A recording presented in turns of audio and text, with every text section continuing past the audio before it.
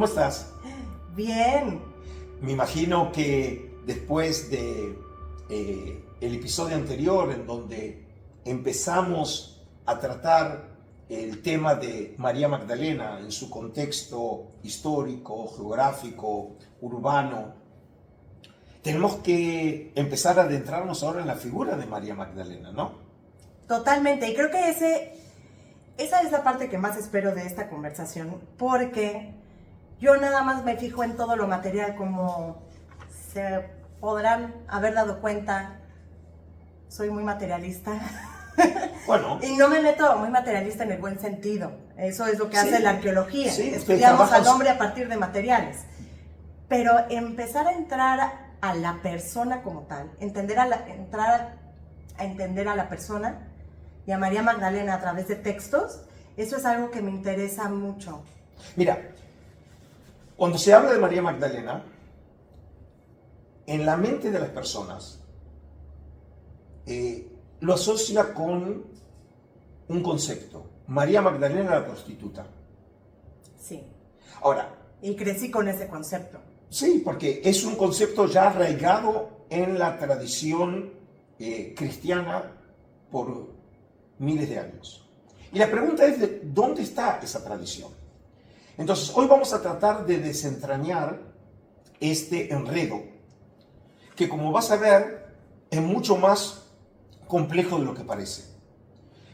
Te recuerdo lo que vimos en el encuentro anterior. Ese primer encuentro con María Magdalena en la tradición de Lucas 8. Y te lo vuelvo a repetir también para el beneficio del público. Y sucedió a continuación que iba por ciudades y pueblos proclamando y anunciando la buena nueva del reino de Dios. Le acompañaban los 12.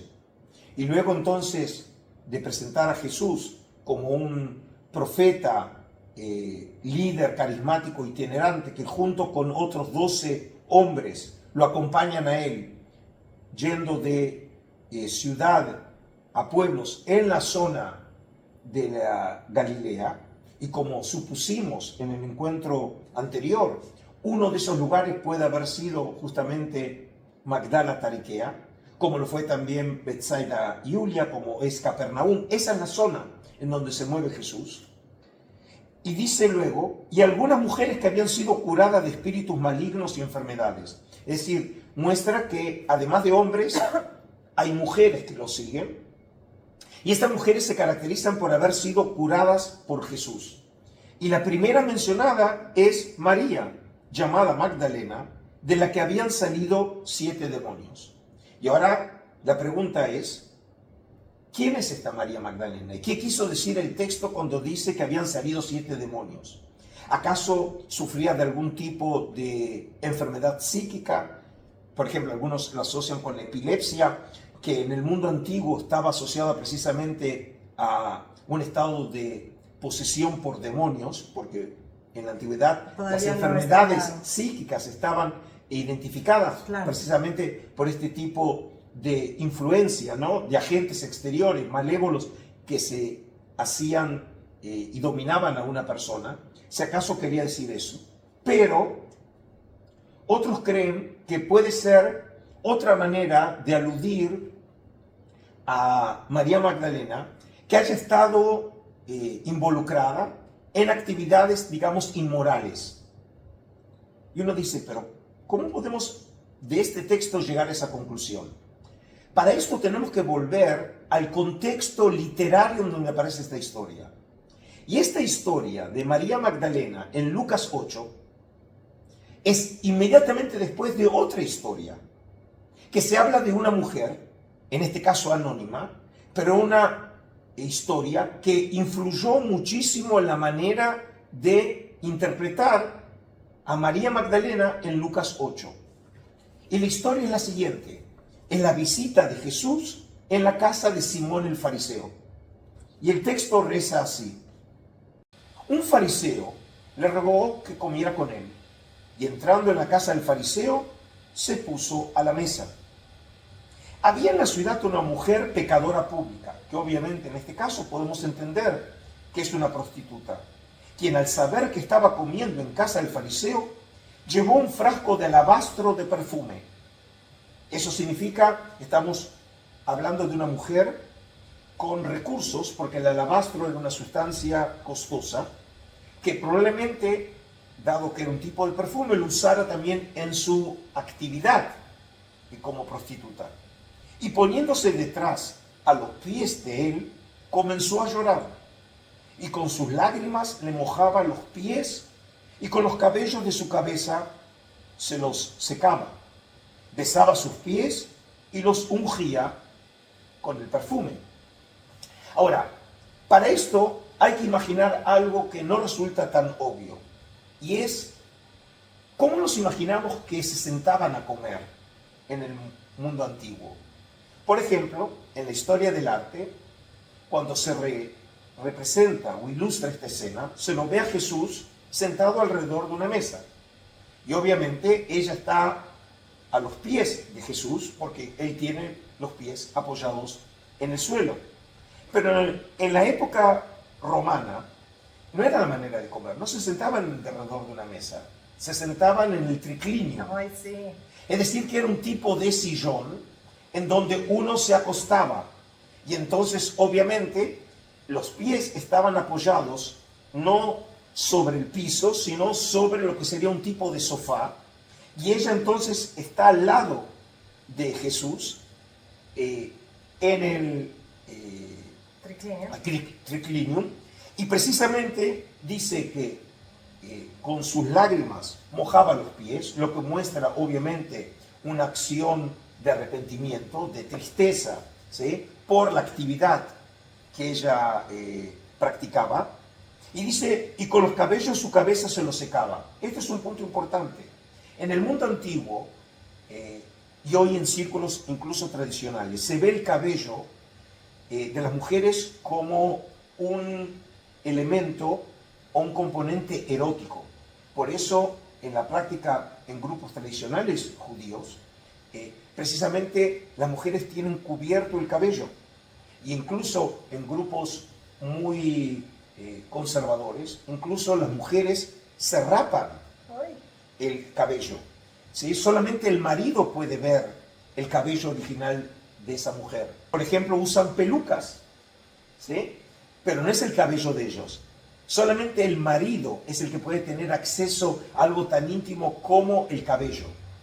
Y en este caso, entonces, el texto supone que ella tiene el cabello suelto, cosa que muestra el tipo de mujer que era. Eso podría explicar también por qué en la tradición católica o cristiana, cada vez que van a las iglesias, las mujeres muy tradicionales se cubren el cabello con un manto. Tal cual, tal cual. Es decir, es una idea que obviamente nos resulta a nosotros hoy, en el mundo occidental, moderno, postmodernista, nos resulta algo extraño, pero está asociado precisamente a uno de los componentes eróticos de la mujer. Y por eso el texto habla de los cabellos con los que secaba los pies de Jesús.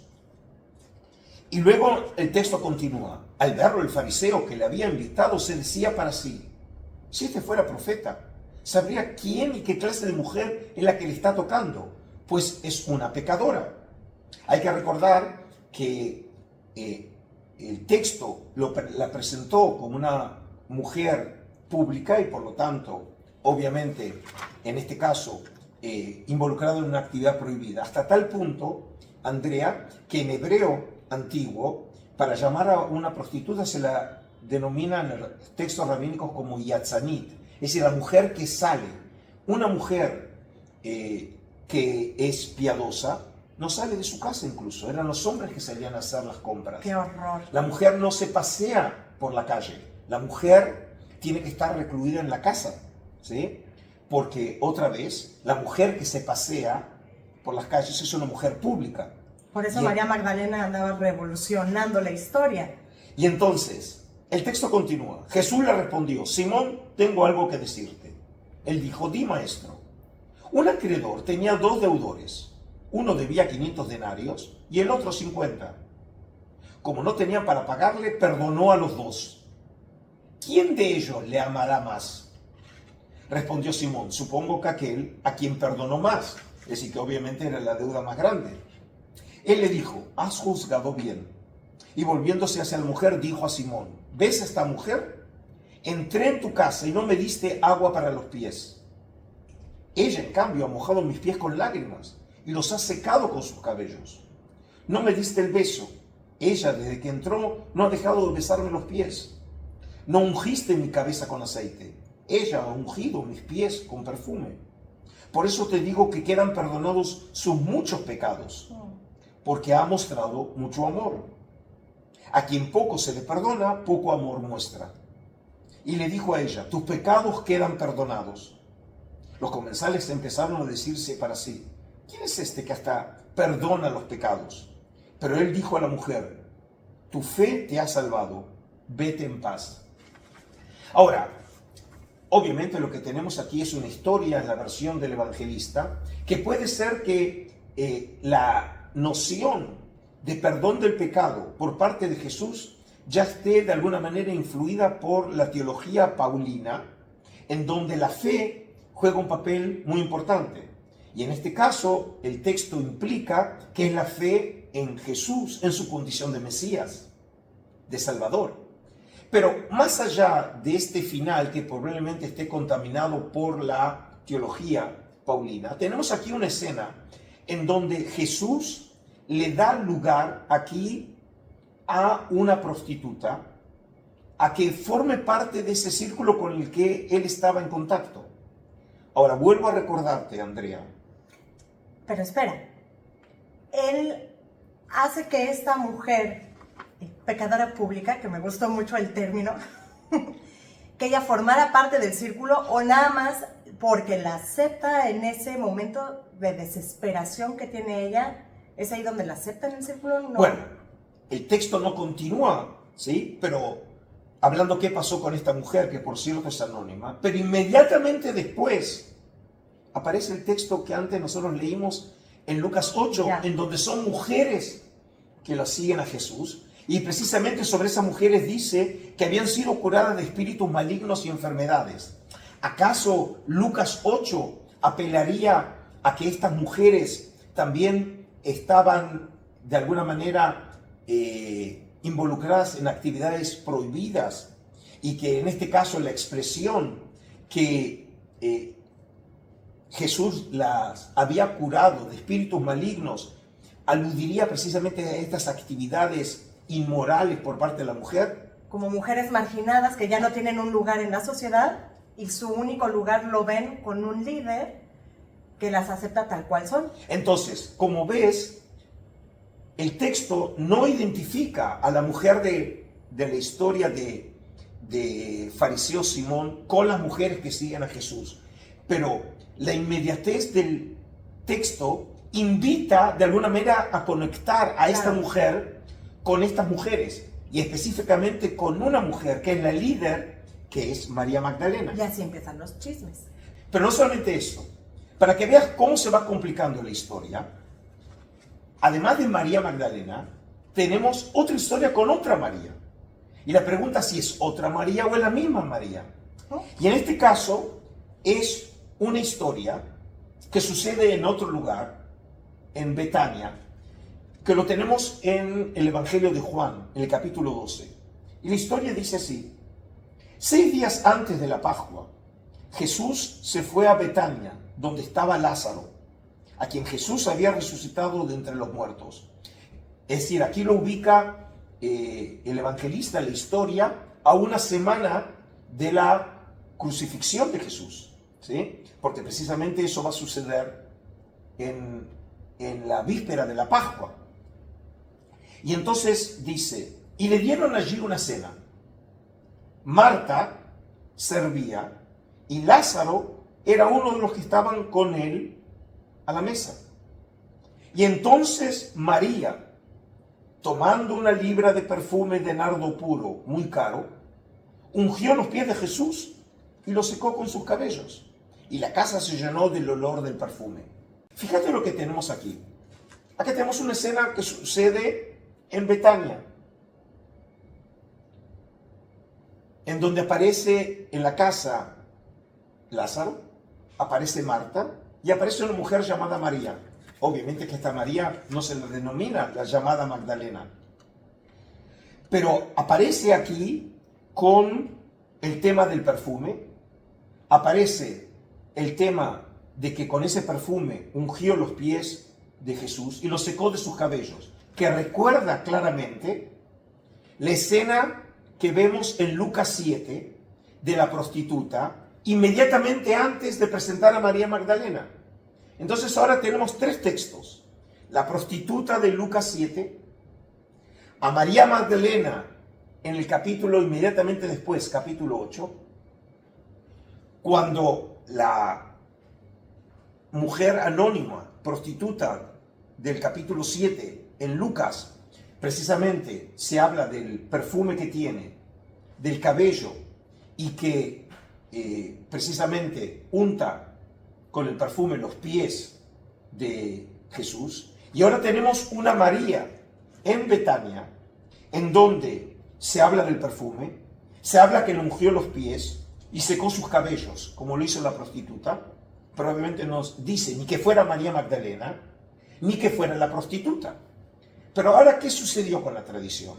La tradición tiende a asimilar personajes.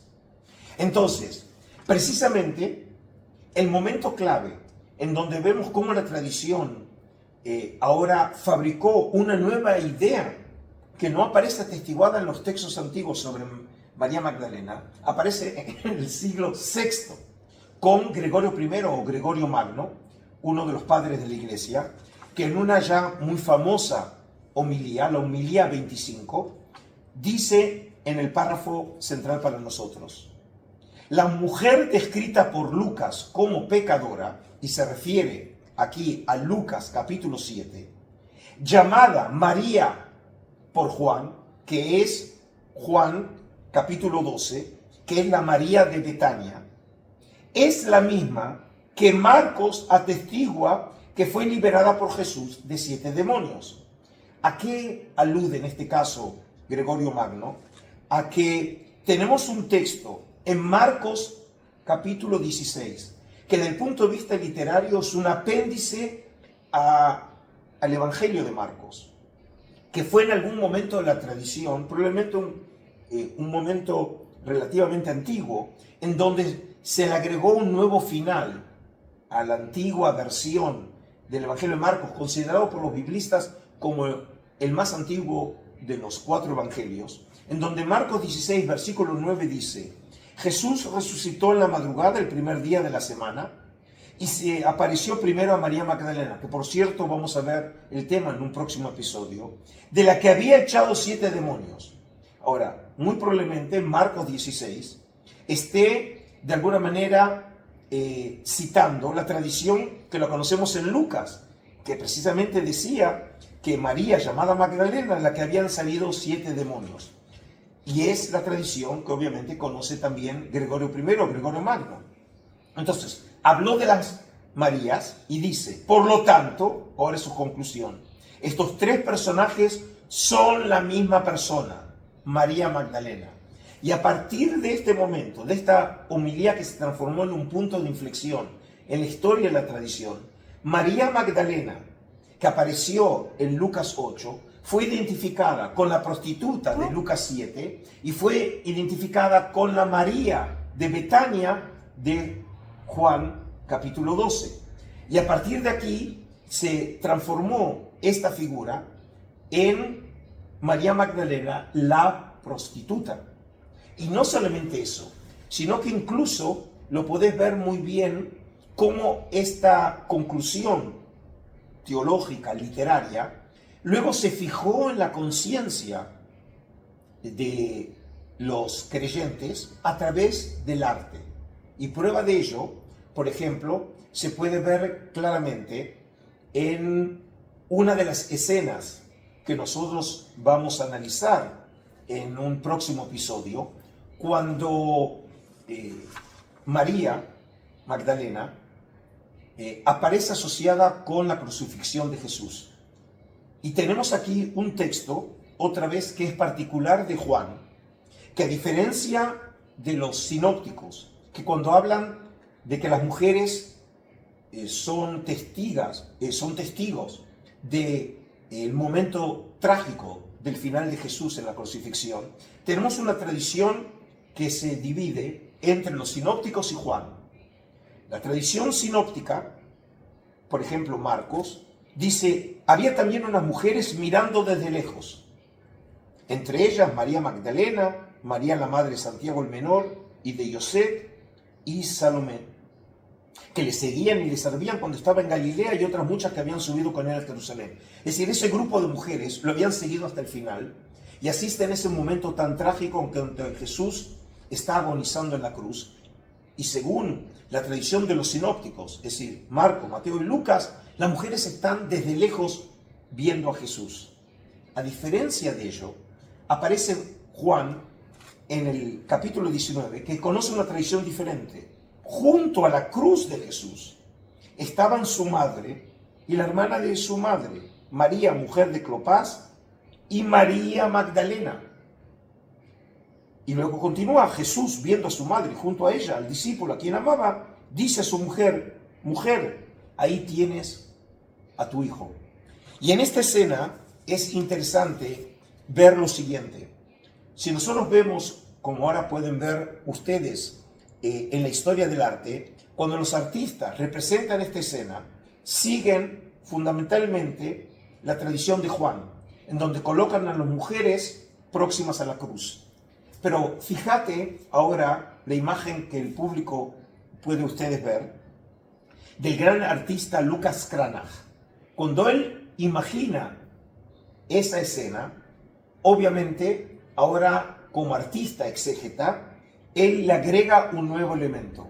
Y fíjate esta imagen de Lucas Cranach, en donde aparece las tres mujeres próximas a Jesús, Jesús colocado entre los dos bandidos o ladrones, y Jesús está en el medio. ¿Y cómo aparece María Magdalena? Aparece a los pies de Jesús, con su cabello dorado, amarillo, que es también una señal, ¿sí?, de ser una mujer rubia, de ser una prostituta, en donde aparece claramente el detalle del cabello, y que aparece besándole los pies a Jesús. Detalle que obviamente no aparece en el texto de Juan, aparece solamente que estaba próxima a la cruz, pero lo que sucede es que Lucas Cranach, asociando la figura de María Magdalena con la prostituta de Lucas 7 y con María de Betania de Juan 12, que obviamente en la tradición de la iglesia esa era María la prostituta, aparece asociado a los pies de Jesús, y por eso aparece en este caso con un elemento totalmente apócrifo que no aparece en las escrituras, donde Jesús aparece con sus pies y ella besando los pies de Cristo. Y de esta manera nosotros vemos cómo la tradición siguió creciendo para presentar ahora a María no solamente como una líder y una seguidora de Jesús, sino María la prostituta. Y por eso, si esa es la manera en que se la conoce en la tradición, resulta enormemente llamativa la manera en que María Magdalena, esta mujer tan misteriosa que tan poco sabemos a partir de las Escrituras, aparece como un personaje central en el momento crucial en la historia de Jesús, que es la resurrección y precisamente la aparición de Cristo resucitado. Cuando la primera persona a quien se la revela, por lo menos según el Evangelio de Juan, es nada menos y nada más que María Magdalena, la conocida en la tradición como la prostituta. Y este tema obviamente merece un tratamiento muy específico en un próximo episodio. Totalmente. Antes de cerrar este episodio, solo quiero decirles que, damas y caballeros, así empiezan los chismes. Pobre María, este Gregorio le inventó falsos y miles de años después, bueno, no tantos miles, pero cientos y cientos. Casi 1500 años. Entonces quiero que vean cómo un estudio cuidadoso de las Escrituras nos permite ver estos matices de cómo se fue construyendo en la conciencia de Occidente una figura cuando tenemos muy pocos materiales en los textos, y en muchos casos los materiales son difíciles de articular, y cómo la tradición va construyendo una nueva imagen. Claro, y justo lo que acabas de decir, Occidente, porque es lo que vamos a ver en el siguiente episodio. El concepto de María Magdalena en Occidente es uno, bastante, ¿cómo decir? Problemático, spicy, dices, ¿no? María Magdalena era prostituta, pero en Oriente es otra concepción. Va a aparecer otra tradición, y luego vamos a ver que también en Occidente la propia María Magdalena va sufriendo metamorfosis hasta transformarse nada menos que en María Magdalena la penitente, ¿sí? Pero estos temas merecen un nuevo episodio, así que muchísimas gracias y nos despedimos hasta un próximo episodio de esta serie fascinante sobre María Magdalena. ¿Qué tal, Bueno, ahí cuiden mucho lo que vayan a decir en Adiós la entonces. historia. Muchas Chao. gracias.